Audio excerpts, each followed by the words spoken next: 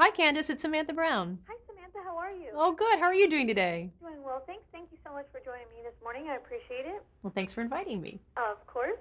So, what is going on in the world of travel for 2013? Wow, so much, Candace. We have today, the airlines have, a lot of them have merged, and that means fewer flights, fewer seats, and more expensive prices. But the good news is they're bringing in a newer fleet of planes, and they're going to be bigger planes, and they're going to have more overhead bin space. I know that is a huge topic. It's on almost every day in the news, just people having their carry-on, spending money, $50 to check it both ways. They want to carry it on. Now they're fighting to get the bag in the overhead bin space once they get on the plane. So hopefully that will start to really settle down and it'll be an easier experience on the plane.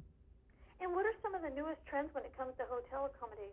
Well, there's a type of hotel called a pop-up hotel. Have you heard of this? I have not. You haven't. This is fabulous. It's a hotel that just sort of pops up and then it disappears. It's ephemeral. It's very limited.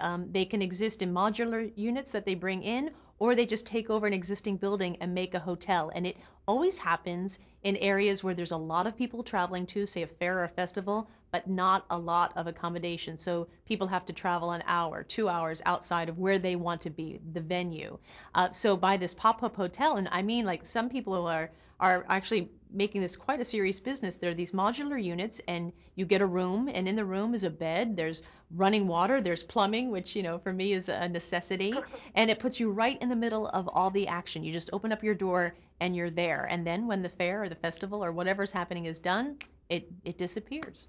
How neat is that? Yeah, it's really neat. And it's really happening in Europe right now. Hasn't come to the United States.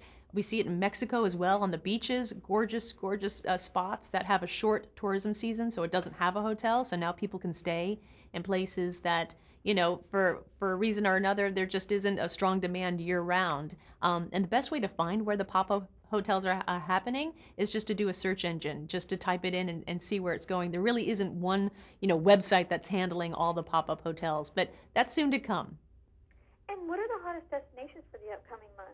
Well, I have my two favorites right now for 2013. One is Rio de Janeiro. It's going to be the home of the World Cup. I'm a huge soccer fan, football, sorry. And then after that, the Olympics in 2016. So it is a hot destination to look at, and especially go before these things happen, especially the Olympics, because after that we always see that sort of Olympic bump. These cities, it's hard to get accommodations now. They become sort of exclusive because they're so popular. Another favorite destination of mine is the country of Nicaragua. I love this country. They have a beautiful coastline along the Pacific, crescent-shaped beaches, white sand, gorgeous place to go, and extremely inexpensive. It's sort of the new Costa Rica people are talking about. And do you have any trips planned this spring or summer? I am going to be going to Florida a bit. I know it's pretty hot down there, but mainly staying close to home. I just had twins in January, so it's about seeing, thank you so much, it's about seeing a family who really want to see the twins. So where I live is a beautiful coastline of New Hampshire and Maine, and my husband lives down, or his family lives down in Annapolis, Maryland. So we'll be making closer trips to home. And can you tell us about your new role as the AARP Travel Ambassador? I would love to. Yes, I am now the travel ambassador for AARP.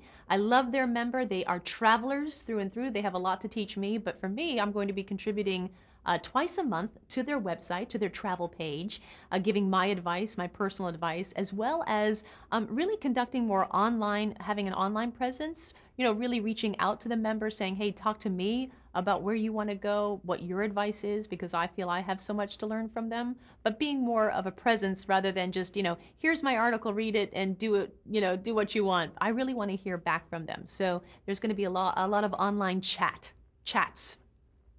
And do you have any additional tips or information you'd like to share with us? Well, all my travel information right now, I've got some great advice on great cities to travel for multi-generational trips, which is definitely a hot trend right now. Grandparents traveling with their kids and their grandkids. Just go to the aarp.org/travel website. Wonderful. Thank you so much, Samantha. We appreciate it. Have a great afternoon. Candace, you too. Take care. Thank you. Bye-bye.